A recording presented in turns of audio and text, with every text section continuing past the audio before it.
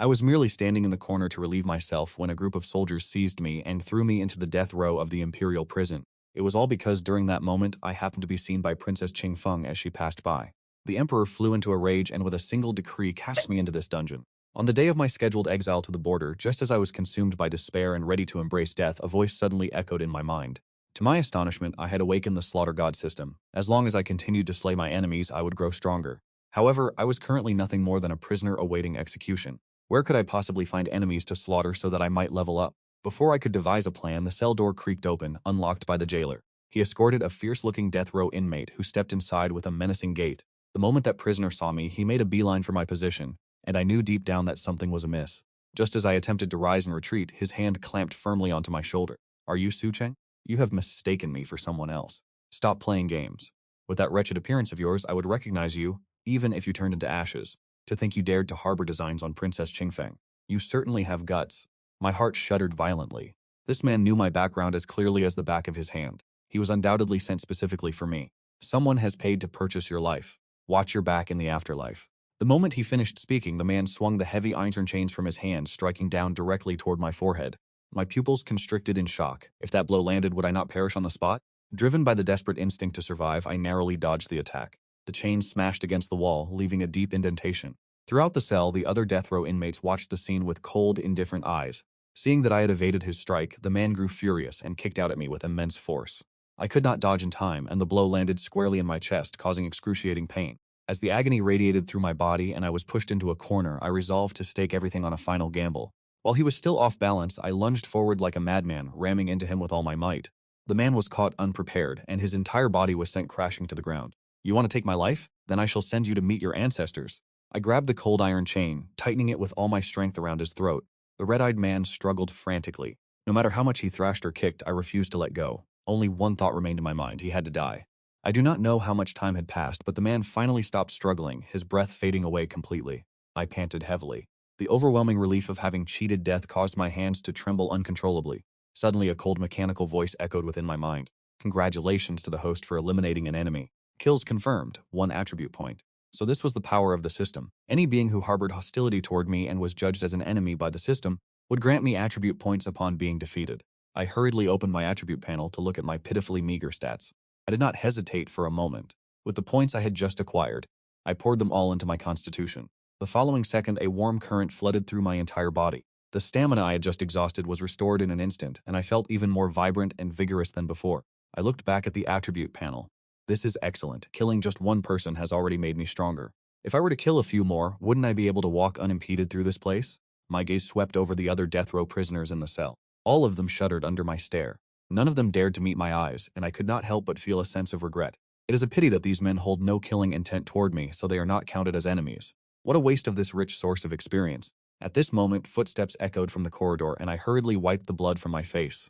I leaned against the wall, feigning a look of complete indifference. The jailer glanced into the cell, saw the man lying dead on the floor, yet he said nothing and simply ordered people to take the body away. For the next few days, the cell was unnervingly quiet, but I was nearing the brink of madness from hunger. Because my constitution had increased, my appetite had grown proportionally. The 2 corn buns provided each day were merely a drop in the ocean for me. I was so hungry that I nearly collapsed. I even resorted to chewing on straw just to stave off the starvation. Heavens, they won't even grant me a full meal. I am going to die of hunger before my journey even begins. Just as I was looking up at the sky and crying out in frustration, the jailer finally arrived to inform us that it was time to depart. The faces of the other prisoners drained of all color, for being exiled to the border meant facing near certain death. Yet my face was filled with anticipation. Finally, I was to be liberated from this wretched place. Chaos is preferable. The more tumultuous the situation, the more enemies shall present themselves. I can slay them to advance my cultivation and incidentally fill this empty stomach of mine. Over a dozen prisoners were shackled together by a chain as thick as a wrist, and by misfortune, I was positioned at the very front. Behind me trailed a long, weary line of men stumbling with every step. They had long been dizzy from starvation. Every step I took felt like an arduous struggle. Naturally, this hindered the pace of the entire procession. The commander overseeing our transport was a ferocious officer with thick eyebrows and wide eyes. He sat atop his horse, cracking his whip and roaring thunderously. "Why are you crawling at such a snail's pace? Are you raising turtles? If we do not reach the camp by nightfall, I will have your hides." I gritted my teeth and forced myself to pick up the pace, managing to cover over 100 miles in one go. By midday, the convoy finally halted to rest beside a riverbank. The guards gathered together, ravenously tearing into dried meat. The intoxicating aroma wafted directly into my senses. We prisoners could only watch with hollow eyes, struggling to swallow our saliva as we observed the officers eating until grease dripped from their lips. I chose to close my eyes. If the eyes do not see, the heart will not crave. Leaning against a tree to rest, just as I was drifting into a light slumber, a faint vibration rippled through the earth. My eyes snapped open, and before I could steady my senses, the frantic sound of galloping hooves was already upon us. 5 men on swift steeds, clad in soft armor and radiating killing intent, charged toward the edge of the forest. The leader possessed a tiger-like beard, his eyes brimming with murderous aura. He pointed his saber toward us and demanded, "Which one of you is Cheng? Step forward and meet your end." A shock rippled through me. It seemed some were truly eager to embrace death. Before I could speak, the square-faced man who shared my cell scrambled out from the crowd and pointed a trembling finger directly at me. "It is him. I heard that name mentioned while we were in the dungeon." I stared fixedly at the square-faced man, silently carving this grudge into my heart. Jushong chuckled maliciously, stepping toward me with each stride. "So, you are the coward.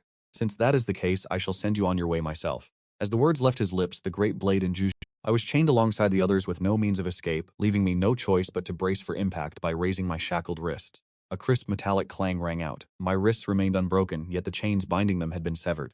Both of us were stunned for a fleeting moment, but my reflexes proved sharper than his. While he remained caught in his stupor, I snatched the large blade from his grasp and countered with a horizontal slash. The villain was dispatched instantly. This scene left everyone present gaping in disbelief. Who could have expected that just a moment ago, I was but a docile lamb? In the blink of an eye, I had launched a counter-offensive and struck down the leader of the assassins. At that instant, a notification from the system echoed in my mind. Ding, enemy slain. Attribute points gained. Without a second of hesitation, I allocated all my newfound points into my physique. The following moment, a wave of warmth surged throughout my body, and the exhaustion accumulated over days of travel vanished instantly. Feeling as though I possessed boundless strength, I turned my gaze toward the remaining 4 assassins. Now in my eyes, they posed no threat whatsoever. They were nothing more than walking experience points. It seemed they were not deterred by the death of their leader. The next moment, they let out strange cries and surged toward me. I roared and charged, taking on all 4 of them alone. Far from being at a disadvantage, I grew more fierce with every strike, filling the 4 assassins with terror, causing their arms to tremble. "Have you forgotten to eat? You expect to kill me with this pathetic display of strength?" I taunted them while relentlessly hacking away with my blade. One of them, paralyzed by fear, exposed a fatal opening. I seized the opportunity immediately. With a single strike, I sent him collapsing to the ground, barely clinging to life. The system notification confirmed he was not yet fully dead. Just as I prepared to deliver the finishing blow, a squad of soldiers suddenly emerged from the brush behind me. Leading them was the stern-looking officer with thick eyebrows. Which bandits dare to act so brazenly? The sudden arrival of government forces caused the expressions of the 3 remaining assassins to shift as they turned and fled deep into the woods. I cursed inwardly, blaming the soldiers for arriving at the worst possible time and scaring away my attribute points.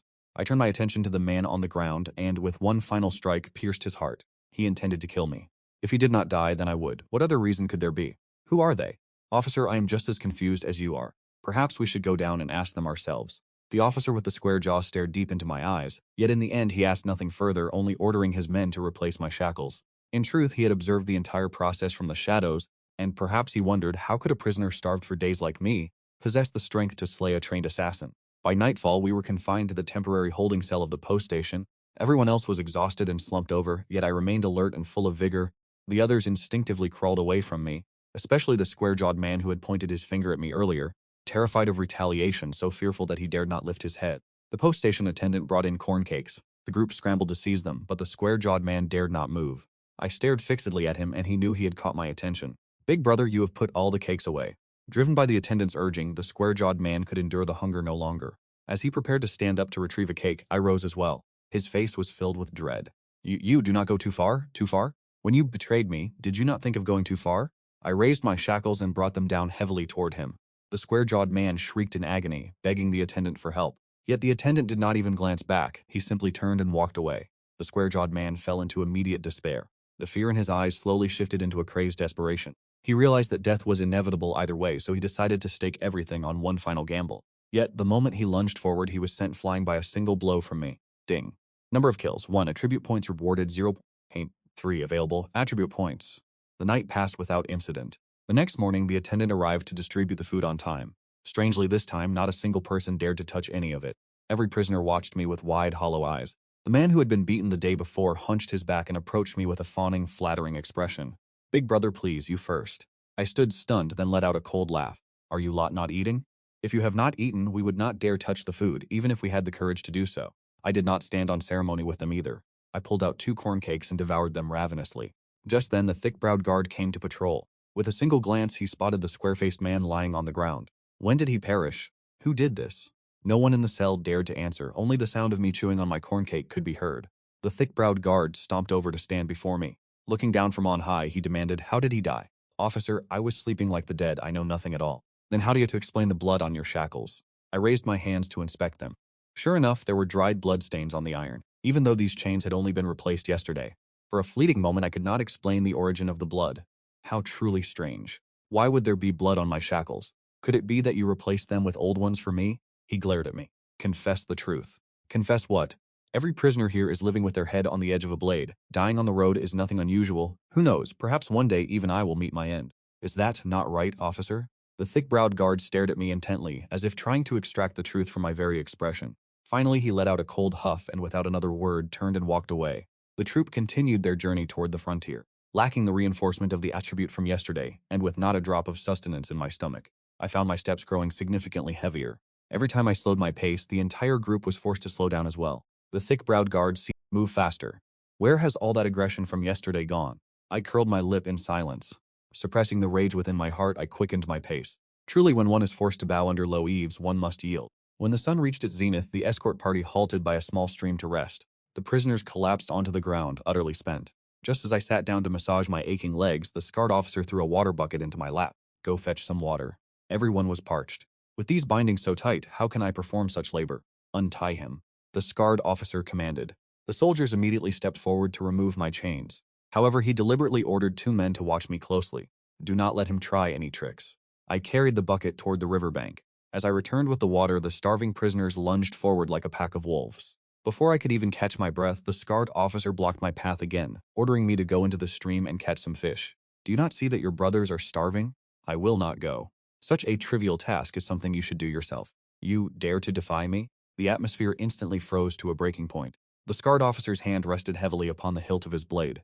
I did not back down. I glared back at him, then waded into the water to catch fish. "Once finished, must I also build a fire and feed you by hand?" "Sir, these are prisoners awaiting execution, not your personal servants." I nearly met my end just now. The old man who shared my cell suddenly crawled toward us. "My lord, I know how to catch fish. Allow me to accompany him." "Go then." On the way to the stream, the hunchback approached me with a sly grin. "Just watch me in a moment," he said. "Why help me?" "I still admire you as a true man of honor, that is all. The road ahead is treacherous. We must look out for one another." Thinking back, in my hometown I was once known as a legend. People called me the white streak in the waves. My Sir Cheng, and I am called Chiyu. Very well, I never expected this old man to possess such hidden skills. Even while shackled, he could dive into the water and move with total freedom. In no time at all, he had caught several large fish. When we reached the shore, the bushy-browed officer glanced at the fish on the ground. Without even lifting his eyelids, he demanded they be roasted until cooked. "Do it, for I will not repeat myself a second time. I am not truly intent on slaying you today." Just as I was about to lose my temper, the hunchback stepped in to mediate. "Your Excellency, I know how to roast them. I shall prepare them to your satisfaction." The bushy-browed officer cast a cold glance at me, tossed a small bag of salt to the hunchback, and turned to leave. I sat down heavily on the ground, thinking to myself that this debt would one day be repaid. As the hunchback skillfully prepared and roasted the fish, he gently advised, "Big brother, do not take it to heart. An arm cannot twist against a thigh. Endure it for now, and the storm shall pass." "But why were you called the white streak in the waves? Wouldn't it be better to be named the patient black tortoise instead?" "That name is not bad either." I was at a loss for words. It is the first time I have seen someone willing to be called a tortoise. The hunchback worked nimbly, roasting the fish and presenting them on a platter to the guards. Once finished, he slipped back to secretly hand me half a corn cake. "I brought this along when we left early this morning. Let us share it." "What is your motive?" "I hope for your protection, big brother. I wish to survive until we reach the border to slay a few more from the Northern Desolation. Who knows, I might even earn the rank of a general." "You are insane." "You becoming a general?" Indeed, it was merely a pipe dream. Yet I would not be the one to extinguish his hopes. In this desolate hellscape, holding on to a shred of hope is the only way to endure the grueling days ahead. By day, we were driven to exhaustion. By night, we were at the beck and call of the soldiers, ordered to do this and that. My eyes turned bloodshot from fatigue, surviving only on the meager buns the old hunchback would secretly smuggle to me. I had accumulated a stash of attribute points, yet I dared not use them. They remained my only trump card. Suddenly, the bushy-browed soldier summoned me to his quarters, where a plate of steamed meat sat upon the table, releasing a fragrance that grew increasingly intoxicating. He took a bite before me, then tossed the remainder onto the floor as if feeding a dog. Indeed, I was cruel, but I was not devoid of reason. "You stubborn wretch, who are you trying to act tough for? If you dare to cause trouble again, I have 1,000 ways to deal with you." Why had a new group of prisoners been brought to our quarters? The already cramped cell was now packed with over a dozen more men. I was drained to the bone. Just I sat down, the old hunchback scurried over holding 2 corn buns for me. I reached out to accept them, but a filthy hand snatched them away. The culprit was a one-eyed man who had previously terrorized the others. He devoured both buns without hesitation. After finishing, he turned toward me with a face full of provocation. The taste is quite acceptable. Consider this your lesson in showing respect to your elders. Old Hunchback tried to protest, but the man kicked him away effortlessly. I had endured the bullying of the soldiers. But for a fellow prisoner to dare trample upon my head, what are you looking at? This old man has dozens of lives on his hands. Do you think I am afraid of you?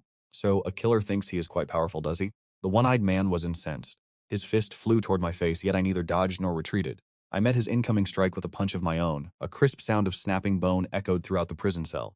The one-eyed, his entire arm was rendered useless. That very arm had claimed dozens of lives. The one-eyed man suddenly drew a sharp iron blade and struck. I tilted my body to evade the blow. With a single hand blade strike, I hacked into his forearm. A crisp snapping sound echoed, the arm broke clean off, and the one-eyed man fell to the ground, scrambling back in terror, the arrogance in his eyes having completely vanished. I stepped toward him, fixing my cold, predatory gaze upon him. This was the man who had dozens of lives on his hands. His bones were certainly tough. One-eyed man, both of your arms are now crippled. The agonizing pain caused his entire face to contort in torment. With an expressionless face, I picked up a small shard of iron. I weighed it in my hand, my eyes sweeping over his body as if deciding where to strike next. The one-eyed man collapsed into despair. Big brother, I was just boasting. I am not a killer, those dozens of deaths were all lies. It is the truth. I was originally a butcher's apprentice, but I accidentally killed my master, which is how I ended up here. I truly do not have the heart to kill anyone. Whether it was intentional or not, I have my own ways of finding out. Please, sir, tell me what I must do for you to spare me. It is simple. Descend to the underworld and ask your master yourself. The one-eyed man jolted in shock before letting out a roar. You are playing with me. I will haunt you even as a ghost.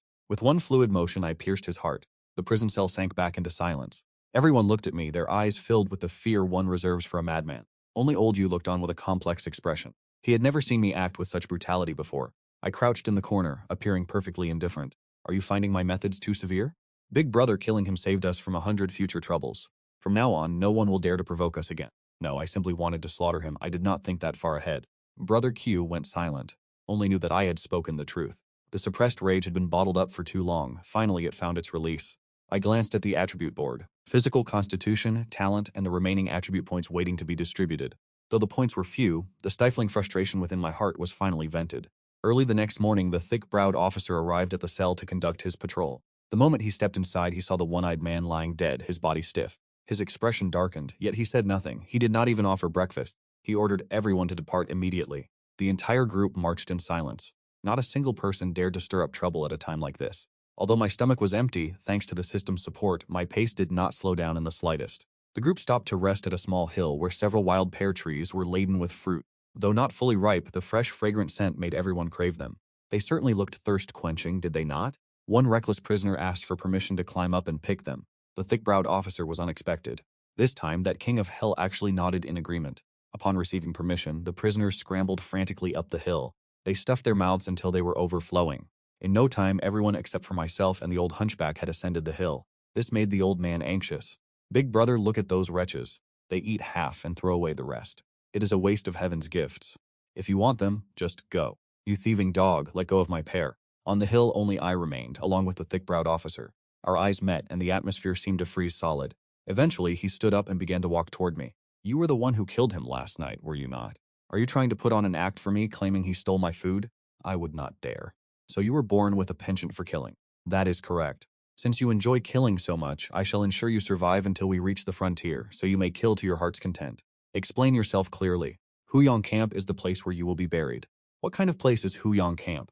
Just as I was desperately trying to recall the memories regarding Huyong Camp, he struck the blood whistle toward us. Shortly after, the soldiers and prisoners on the hill began to descend. Once everyone had gathered, officer gave the cold order for the exiled group to continue their march.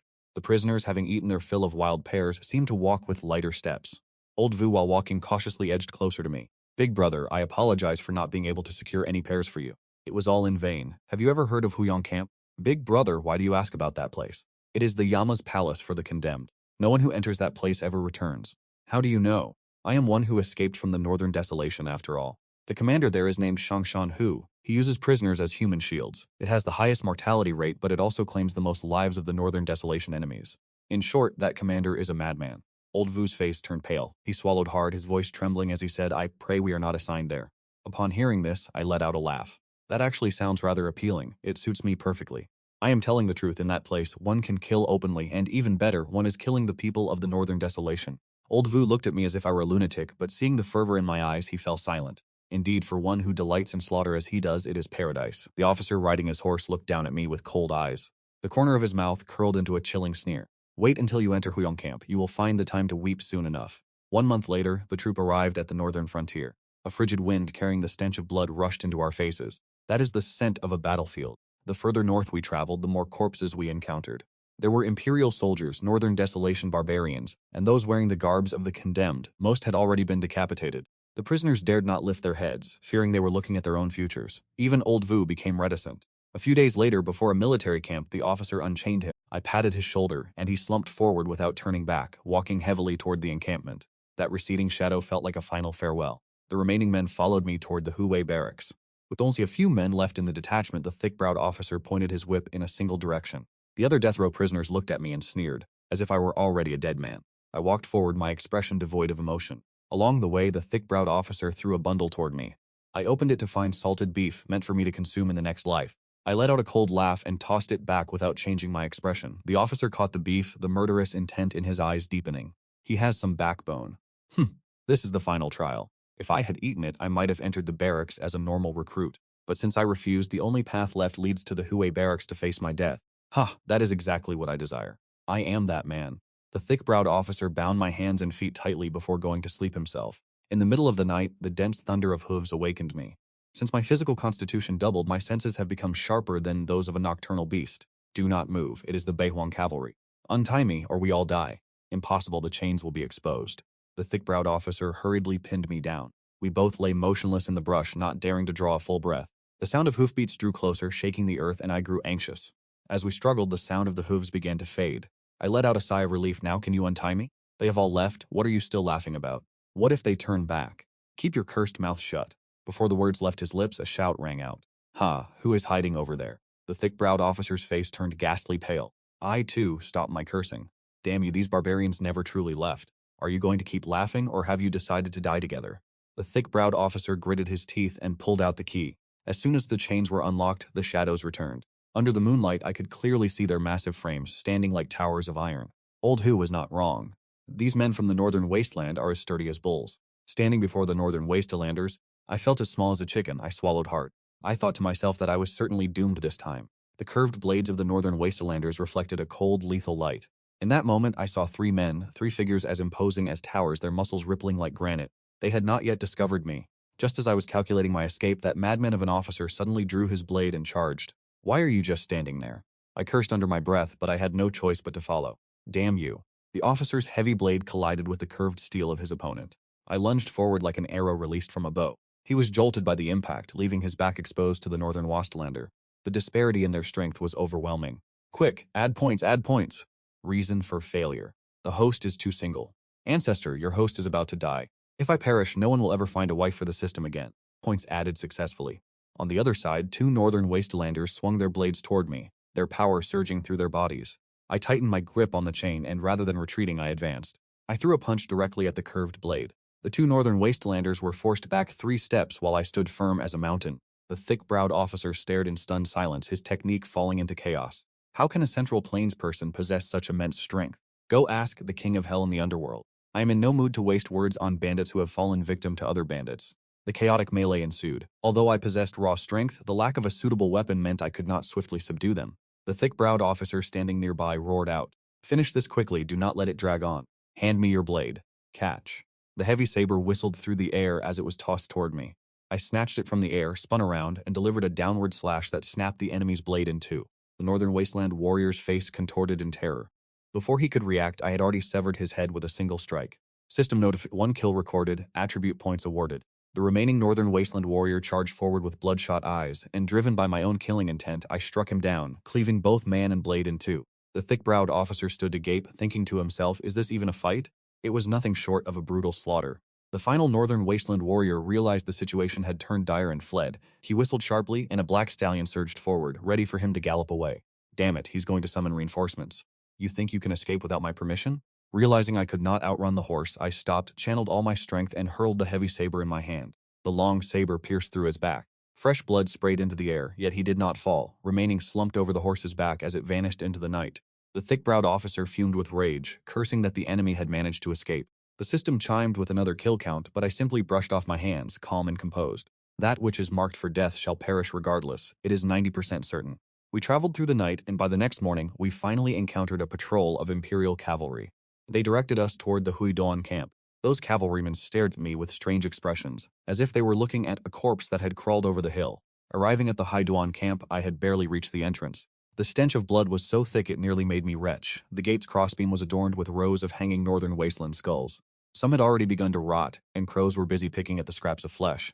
I swallowed hard, thinking that this mountain tiger camp certainly had a unique sense of decor. The thick-browed officer gave a cold laugh. "What? Are you afraid? It is too late now," he sneered.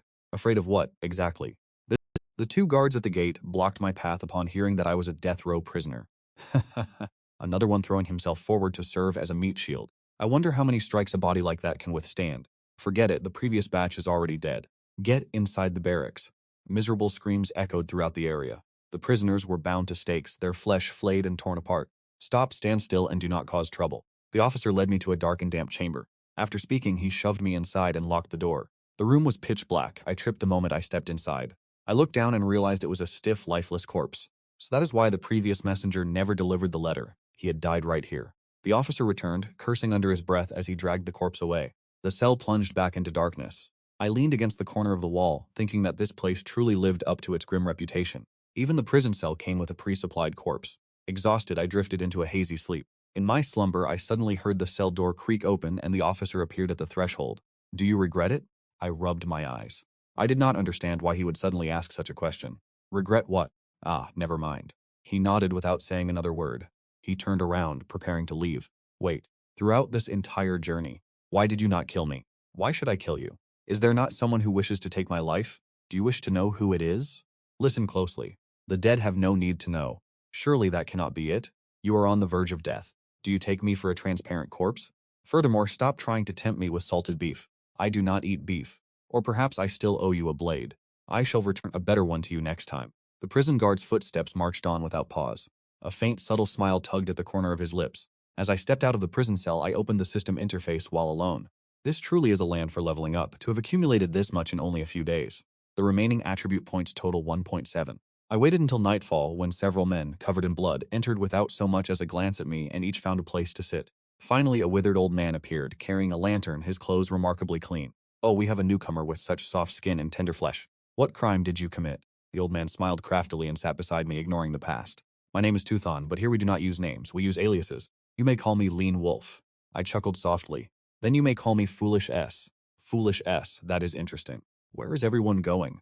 Why are these people covered in blood? They are going to mow the meadow." Mow the meadow? Here, killing people in the northern wasteland is referred to as mowing the meadow. I nodded. So, it is nothing more than that. At this moment, the guard brought in a large basket of steamed buns and a barrel of wine. Lean Wolf said, "You are a newcomer, so help yourself freely today. Hereafter, you will queue according to your kill count. Those who fail to kill anyone shall not be permitted to eat. This rule suits me well. Strength is paramount." I took 5 meat buns, while behind me a man as sturdy as a tower took 10, downing half a barrel of wine in one go. Next was a woman with a voluptuous figure and a vivid red flower blooming upon her face. She took 2 buns, cast a look of disdain at the wine barrel, and walked away. "Thin Wolf," she called out, "tell your little butterfly to eat more, will you? Otherwise, she will suffer from malnutrition." From the shadows, a shrill curse echoed out. A pale, delicate-looking young man emerged. He twirled an orchid, barely lifting a single bun with his fingers.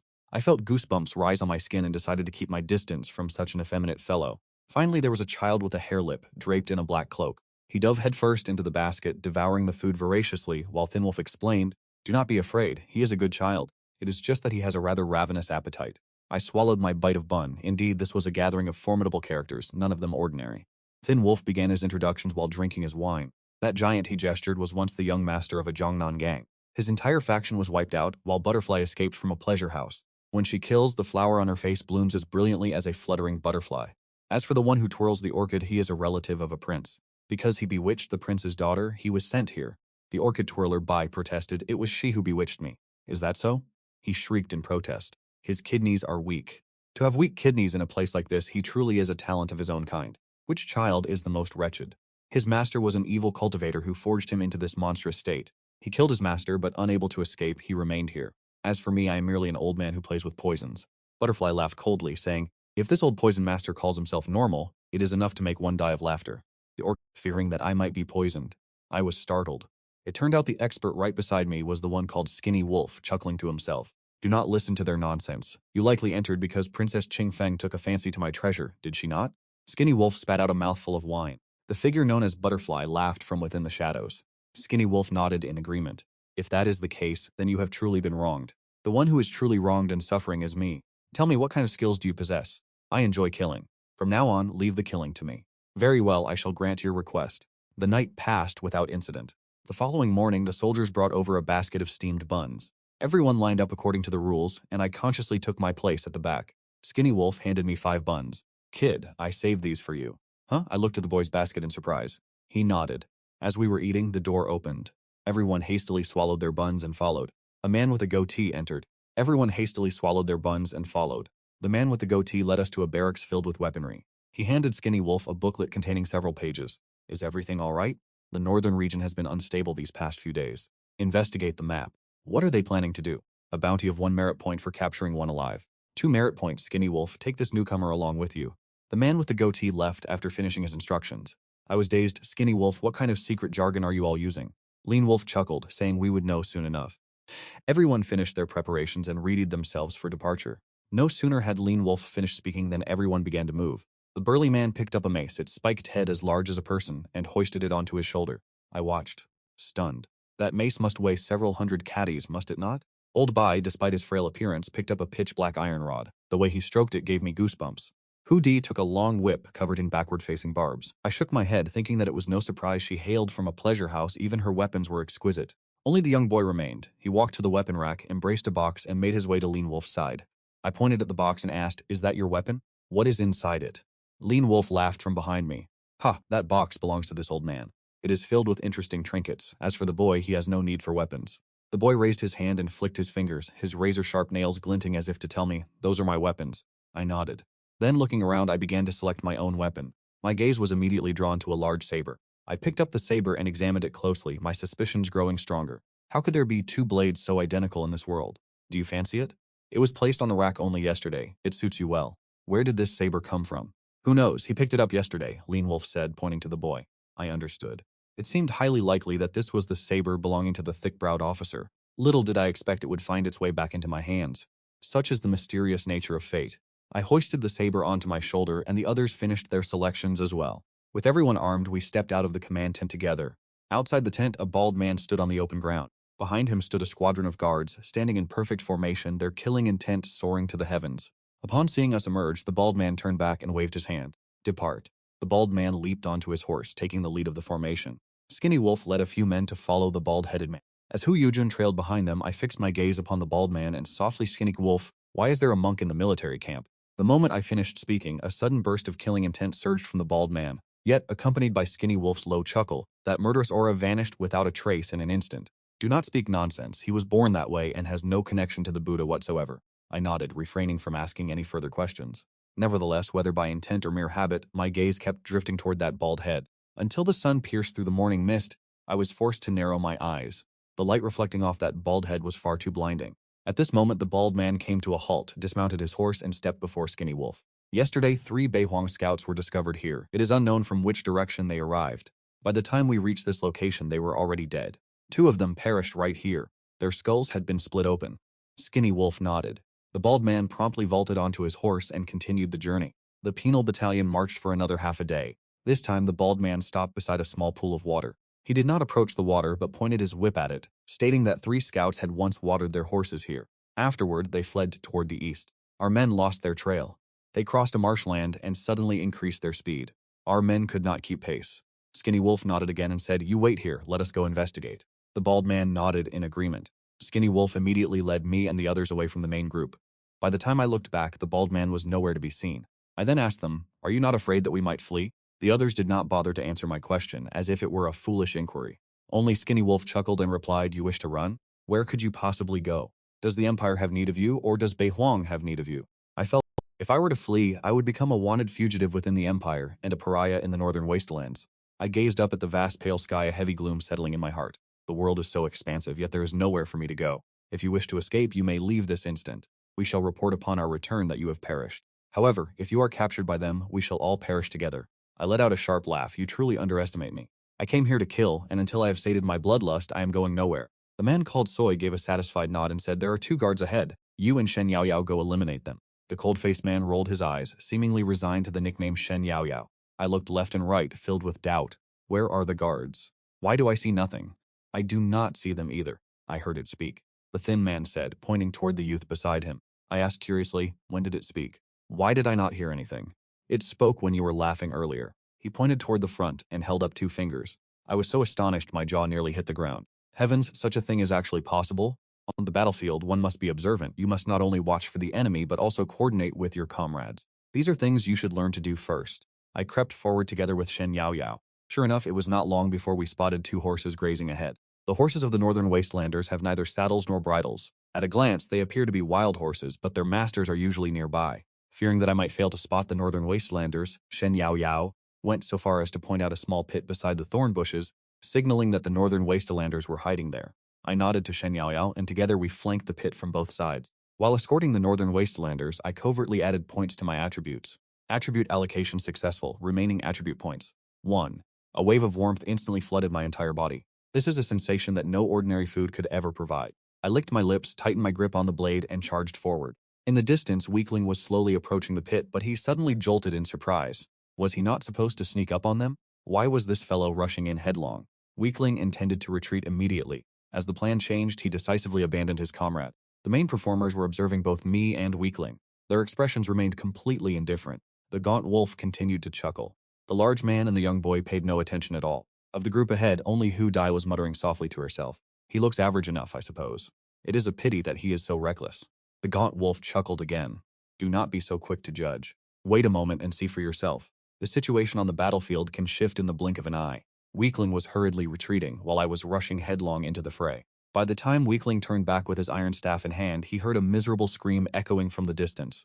Weakling began to mourn for me. He had never seen anyone fight in such a manner before. The people of Northern Wasteland are no easy prey. How could someone just charge in blindly like that? However, the moment Weakling reached Hude, he saw her looking ahead with a face full of astonishment. Stop looking, he has surely met a tragic end. What a pity, he had only arrived for a single day. Yet Hude interrupted Weakling. Look over there, that man is truly savage. Weakling turned his head in disbelief, his jaw dropping in shock as he saw me standing beside the small pit covered in blood. Before me lay a Northern Wasteland assassin cleaved into 2 halves. A look of naivety still lingered on the face of the Northern Wasteland warrior. His body slumped to the ground. I wiped the blood from my face as a shadow lunged from behind me. It was another Northern Wasteland warrior. That Northern Wasteland warrior did not charge toward me, but ran straight for the warhorse. But how could I ever let him have his way? I lunged directly toward him, raising my great blade to strike at the man from the Northern Wilderness. As the Northern Wilderness warrior arrived, my great blade met him, borrowing the momentum of my charge. One could see my blade, wreathed in boundless killing intent, descending upon the Northern Wilderness warrior. With a soft, decisive thud, I cleaved the Northern Wilderness warrior in 2, along with his weapon. The system's notifications rang out in rapid succession, marking the kills and the attribute points rewarded. I stood amidst the battlefield like a blood-drenched Rakshasa. The man known as Weak Kidneys gaped, his mouth agape wide enough to fit 3 iron rods. He swallowed hard, a dry gulp, and uttered 3 words, truly formidable. The laughing wolf chuckled, saying, I told you not to draw conclusions so early. Butterfly spoke with a complex look in her eyes. Indeed, we underestimated him. This strength is on par with the big guy's capabilities. Laughing Wolf shook his head. It is not the same. The big guy's wolf-tooth mace weighs several hundred caddies. He does not slay his enemies through raw strength alone. The big guy rarely spoke, but he finally broke his silence. It is indeed strong. If it were me, they would have been pounded into mincemeat. As the big guy mentioned mincemeat, the young boy flicked his crimson tongue over his lips, appearing as though he were ravenous. He struggled to finally shut his mouth. I walked back, indifferent to their chatter, and produced a piece of cloth to carefully wipe the blood from my great blade. Laughing Wolf walked over with a smirk. Well done. In the heat of the moment, I forgot to keep a prisoner for questioning. I offered an embarrassed smile. They were merely 2 scouts from the bandit gang after all. Seeing that Laughing Wolf did not blame me, I felt a sense of relief wash over me. However, I noticed the others looking at me with unsettling expressions. Butterfly was tolerable. Her expression remained as cold and detached as before. But Weak Kidneys looked at me with such intensity that I actually felt a flicker of danger. This was a sensation I did not even feel while battling the 2 Northern Wilderness warriors just moments ago. I met Weak Kidneys' gaze with an inquisitive look, and he immediately smiled. That was truly powerful, to handle them all on your own. I paid him no mind. As for Weak Kidneys abandoning me earlier, it was better that I charged in alone. At least I did not. I laughed and replied, next time I can handle this alone. How could that be? Are we supposed to just let you do everything? It is fine, I enjoy the act of killing. As the two of them spoke, Lean Wolf cut the conversation short. Their scout has gone missing, they will realize it soon enough. We must locate their main battalion immediately.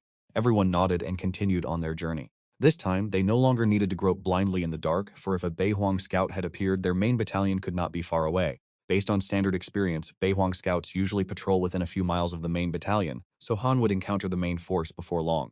Sure enough, after about a quarter of an hour, the young boy suddenly raised his hand toward the front right and gave a soft signal. This time there was no need for Lean Wolf to explain. I too realized that the Beihuang were ahead. Their main battalion had finally appeared. Everyone, prepare yourselves. Following Lean Wolf's command, all checked their weapons. The hulking brute gripped his wolf-tooth mace tightly. The sickly one began to stroke his iron staff. Lean Wolf opened the bundle the young boy wore on his back, took out a small red vial and sprinkled the powder inside onto Hu Dai's whip. As for the young boy, who possessed no weapon, he merely sharpened his fingernails. I was certainly the most unremarkable one in the group. I wiped my broadsword clean. Once everyone was prepared, Lean Wolf led us toward the front right. I was feeling rather invigorated. I had earned 1 attribute point after being out for only half a day. My thanks to the Beihuang for their contribution. And soon I would be meeting them once more. Yet, before we could even catch sight of the Beihuang battalion, we heard the roar of battle echoing from the distance. After crossing a small hill, we saw a group of men slaughtering one another in the distance. I looked closely and saw that it was the Imperial Army clashing with the Beihuang. The composition of the Imperial Army was quite chaotic, consisting of both soldiers and common civilians. Among those commoners, I recognized the familiar attire. It was a group of death row prisoners. At this moment, the Imperial Army was forcing these prisoners to charge. Although they lacked weapons or armor, they had no choice but to charge forward, for if they dared to turn back, the executioner's blade would immediately sever their heads. To flee is to choose certain death. To advance remains the only glimmer of hope for survival. Left with no other choice, these death row prisoners had no option but to charge toward the Northern barbarians in the distance. The Northern barbarians did not hesitate. Mounted on horseback with curved blades drawn, a single charge claimed the lives of more than half the prisoners. The remaining prisoners collapsed in terror. Some knelt on the ground in a daze, staring at the fountain of blood spraying from the headless corpses before them. A heartbeat later, the world spun for one of them, as he too became nothing more than a headless corpse in the eyes of others. Some fled in blind panic, turning toward the Imperial Army's lines, only to be met by cold, unforgiving blades. Others scrambled into the grasslands, desperate to escape this slaughterhouse. Yet the Northern barbarians gave chase immediately, ruthlessly snuffing out their lives.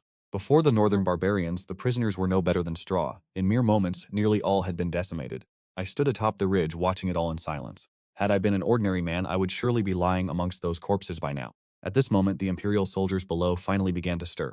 With the death row prisoners purged, they finally initiated their own maneuver. Yet, instead of charging toward the Northern barbarians, they mounted their horses and fled into the distance. I was taken aback. Are they truly going to let them escape just like that?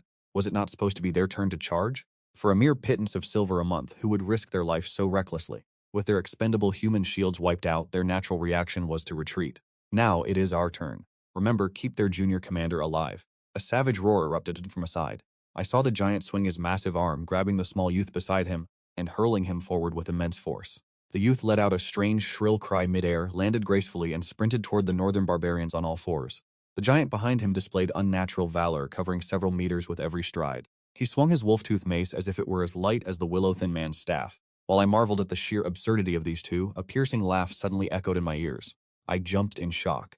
Turning back, I saw the small flower on Hudi's face quietly bloom, transforming in an instant into a butterfly as crimson as blood.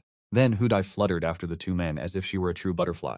At this moment, the willow-thin man edged closer and remarked, "Her movement technique is quite impressive, isn't it?" I did not reply, letting out a sharp cry before leaping down into the fray. Stunned, the willow-thin man hesitated only for a moment before charging after me. The wolf saint stood atop the hill, unmoving, watching us depart with a mocking grin. Below the hill, the Northern Desolate warriors were startled by the strange, jarring cries echoing from every direction. Yet upon looking back, they saw only a few figures descending the slope. These few were not even enough to satisfy their appetites, so they dispatched merely a dozen men to deal with us. The rest turned to gather their plundered spoils, but in the next heartbeat their laughter died. Their small detachment was decimated in an instant, and the young boy, acting like a wild beast, lunged at a Northern Desolate warrior, sinking his teeth directly into the man's throat until blood erupted like a geyser. Despite being drenched in gore, the boy did not falter, instead charging toward another foe. The Northern Desolate warrior convulsed violently as his life force steadily ebbed away. A massive wolf-tooth mace descended, ending everything. On the hillside, I watched the giant slay a Northern Desolate warrior. I roared in fury. Yet before I could charge to the foot of the hill, Hodi had already begun her assault from the other side. She moved like a literal butterfly, intercepting two Northern Desolate warriors. While the faces of the Northern Desolate were contorted with malice, Hody smiled radiantly. Her whip struck the legs of the Northern Desolate warrior with lethal force, leaving nothing but a trail of blood across his body. Such a wound was naturally insufficient to kill a Northern Desolate warrior outright. The pain only served to incite their savagery. They opened their mouths wide, intending to seize Hody. However, in the next second they realized their hands had lost all sensation, seeing only crimson trails spreading from the lacerations. The trails spread with terrifying speed, covering the bodies of the Northern Desolate warriors in a mere heartbeat. The following instant, those marks detonated. In a flash, the Northern Desolate warrior collapsed like a punctured leather ball. All who witnessed the horrific expression of the Northern Desolate warrior before his death were paralyzed with shock. They scrambled in a frantic attempt to escape Hody's whip. A chain reaction began immediately.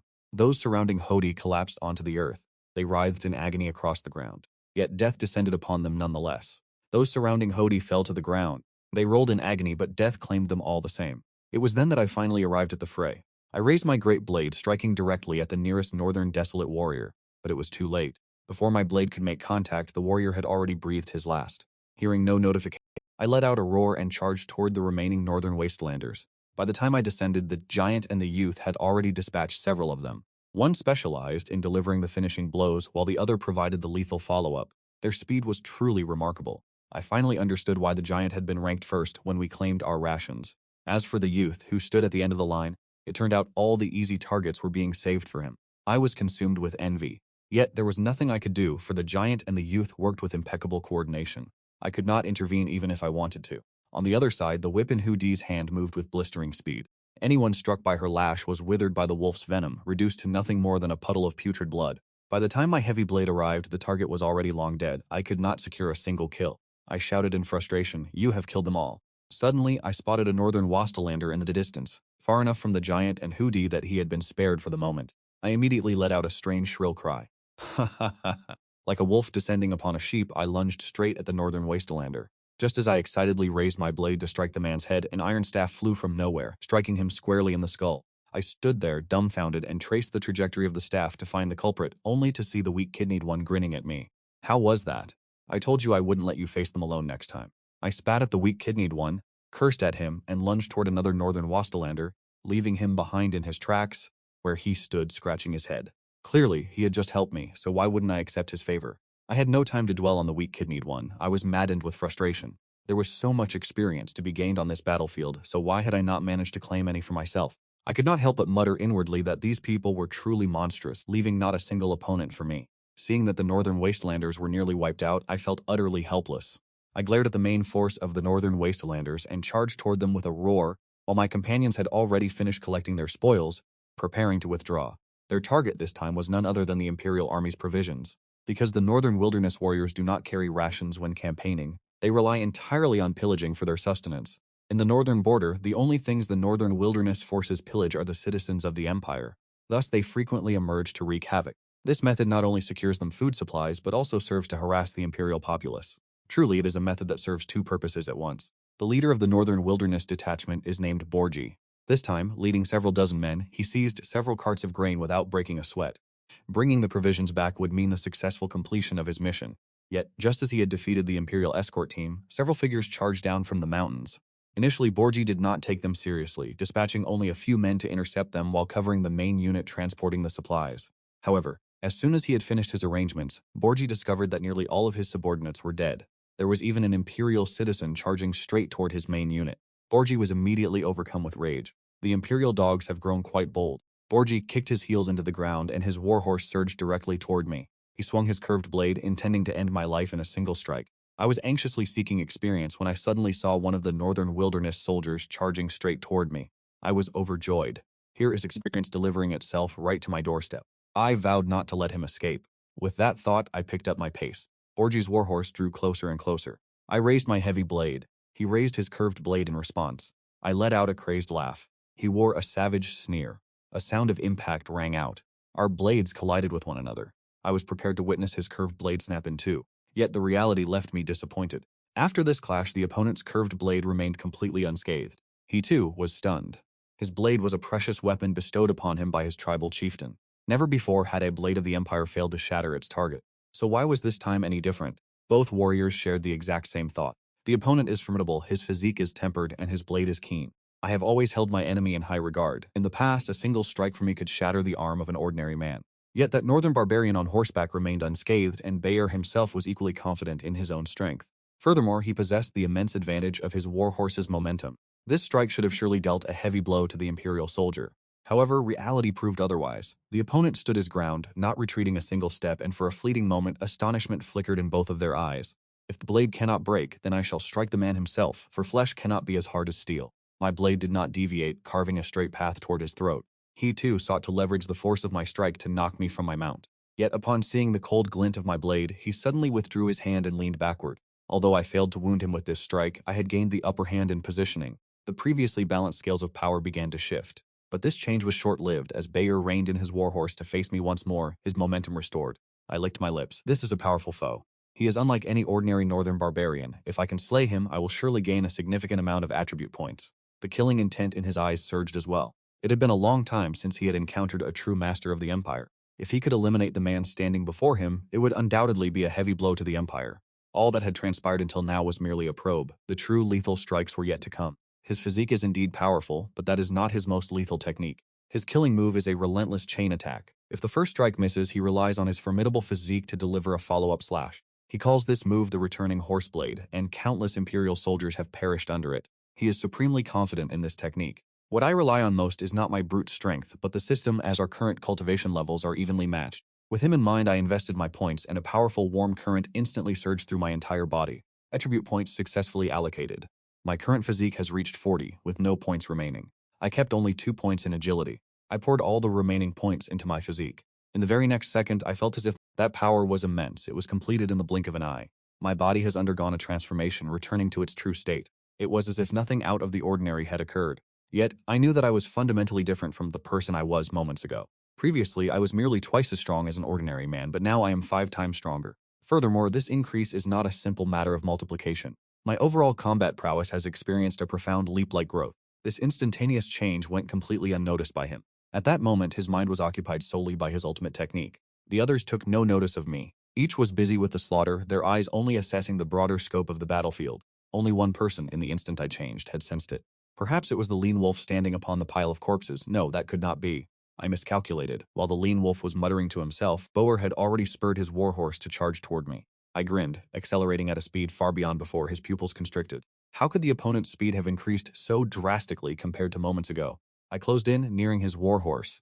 Yet he had no time to ponder further. The arrow had already left the string and could not be retrieved. What he needed to do now was to unleash his ultimate technique. He let out a cold laugh, thinking, no matter how strong you are, you cannot evade my ultimate technique. Would I evade? I lunged straight toward him, my speed pushed to its absolute limit. I felt my blood surging, partly from the thrill of battle, but even more so from the sudden evolution of my own power. Is this what true strength feels like? Allow me to savor this feeling. I let out a roar, raised my great blade, and slashed toward him. He felt no fear, raising his own blade to charge at me as well. He had calculated everything. The moment our blades collided would be when he unleashed his lethal art. He had already envisioned the exquisite outcome. His curved blade would circle back and pierce deeply into my spine. That fleeting moment would decide the victor. But would the reality unfold as he desired? When our blades clashed, a shock seized him. Boer felt a violent tremor run through his arm. In the next heartbeat, he watched helplessly as his blade, held firmly in his hand, was severed in two, while the massive recoil shattered the meridians in his arm. Blood sprayed like falling snow. He stared at what was unfolding before his eyes. His mind reeled. How could he possibly comprehend what was happening? Yet it was already too late. His world narrowed until all he could see was my face, twisted into a savage, bearing grin. That final thought had barely taken root in his mind before it was extinguished forever. My great blade, having already shattered his weapon, lost none of its momentum as it descended toward his head. Flesh and bone could not withstand the steel. His head was severed cleanly, leaving his warhorse to carry his body a distance further. His severed head rolled through the grass. I listened to the system's notification, licking my lips in satisfaction. 1 kill, 1 attribute point. Truly, he was a North Desolate captain. The reward points were substantial indeed, so I didn't spare another glance at his corpse on the ground. I turned and charged toward the remaining North Desolate troops. There was still a surge of power coursing through me, waiting to be spent. Every ounce of it was a bounty granted by the system. I had to capitalize on this strength before it faded, to slay as many North Desolate warriors as possible. In the distance, the North Desolate soldiers heard the commotion and began to panic. Their captain had died with eyes wide open, and with him gone, no one had the heart to defend the supply wagons. They scrambled in every direction. I felt a sense of urgency, for I had only managed to slay one. Why were they fleeing so soon? I channeled strength into my legs and launched myself forward.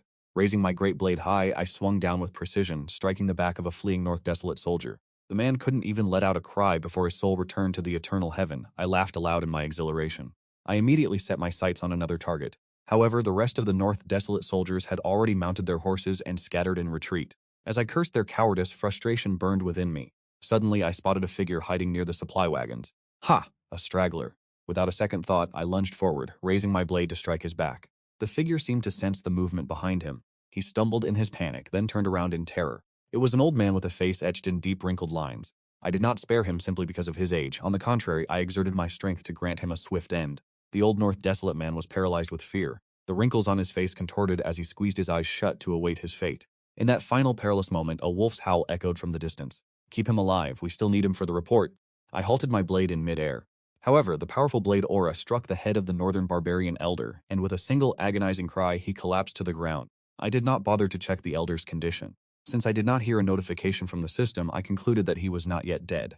The brute and the others had already finished dealing with the rest. All the remaining northern barbarians were swarming toward me. I truly did not expect this. Suke, you are indeed powerful. The brute was busy picking scraps of flesh off his wolf-tooth mace. The young boy was busy licking his hands. Butterfly said nothing, but her gaze toward me had softened. Only I stared at the unconscious northern barbarian elder on the ground, my face filled with dissatisfaction. It is just an old man. He knows nothing. Better to let me finish him off. Lean Wolf stepped forward and spoke. That is not allowed. He is a shaman of the northern barbarian people. Bringing him back fulfills our mission. A shaman? What on earth is that? Is it something used for sacrifice? Weak Kidney laughed and shook his head. You have never heard of one, let alone know what they are. Enough idle talk. I still shook my head. At this moment, Lean Wolf spoke again, ordering us to take him and regroup with the main battalion. The brute stepped forward, bound the northern barbarian shaman tightly, and hoisted him onto his shoulder. The young boy sat directly on top of the shaman. No one paid any heed to the carnage left behind. We headed back in the direction from which we came. Although my heart was filled with doubts, I did not ask any questions. Before long, we caught sight of the bald-headed man's troops. Seeing us return, the bald-headed man rode his horse. He merely cupped his hands in a gesture of respect toward him. The bald-headed man nodded, waving his hand to command his subordinates. The burly man shifted the sleeping boy to his other shoulder and handed the old mage over to two soldiers.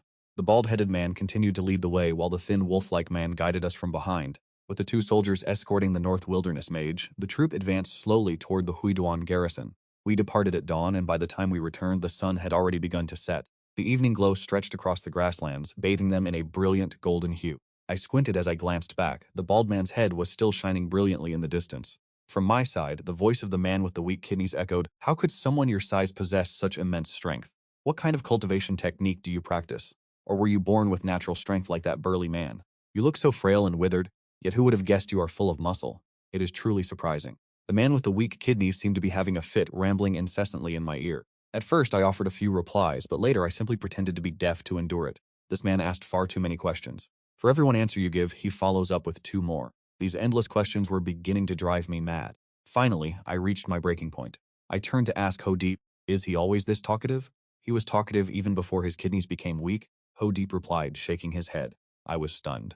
I could not fathom what Ho-Deep meant. What possible connection could there be between being talkative and having weak kidneys? I turned to ask the thin wolf-like man from a medical perspective.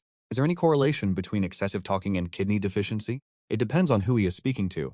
The thin wolf-like man replied with a wry smile. Once again, I was dumbfounded. I pondered this throughout the journey. How did this conversation somehow end up revolving around me? What does his incessant chatter and his weak kidneys have to do with me? It was not until I saw the Huyong garrison that I finally understood, and I stood up in realization. Heavens. Stay away from me or I will kill you.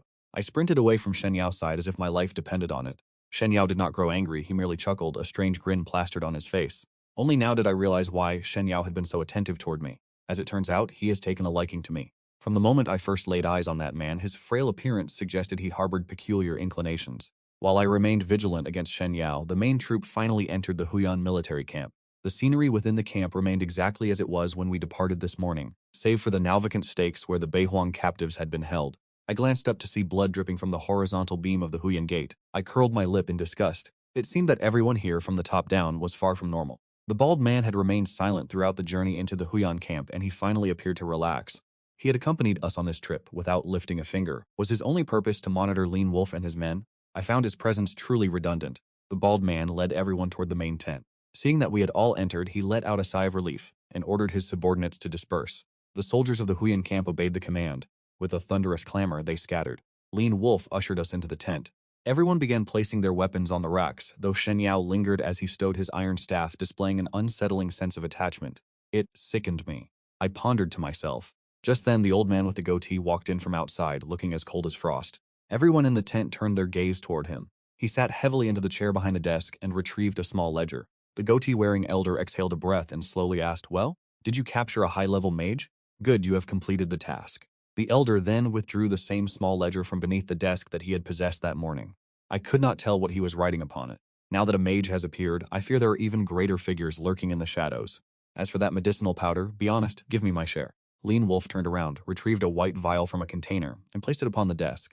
The elder nodded, and at long last he raised his head to look at the people gathered in the tent. When his gaze fell upon me, a flicker of genuine surprise appeared in his eyes. "So you have returned? I am surprised you managed to make it back alive." The thin wolf remained silent. The old man with the goat-like beard turned his gaze toward Shen Yao. Is it you? Is it you who has been seeking him out every single day?"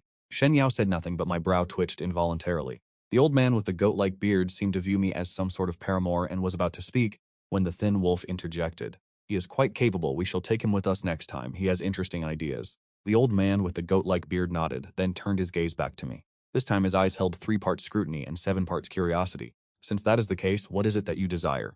"Oh," I pointed myself. "Are you speaking to me?" The old man with the goat-like beard nodded. "Yes, what do you want?" I answered instinctively, "I do not want anything." Impossible.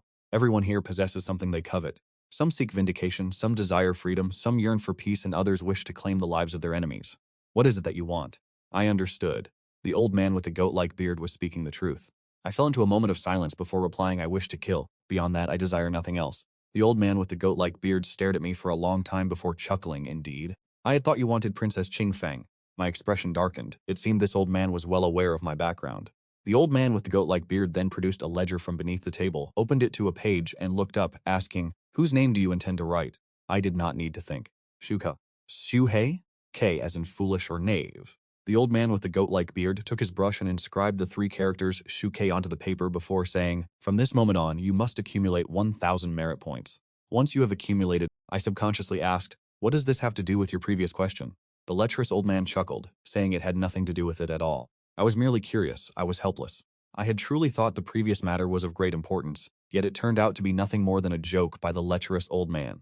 At this moment, the lecherous old man had already put away his book. Wolf bowed respectfully toward him before walking out of the tent. The others followed suit. I cast a profound look at the lecherous old man before stepping out of the tent. Understood.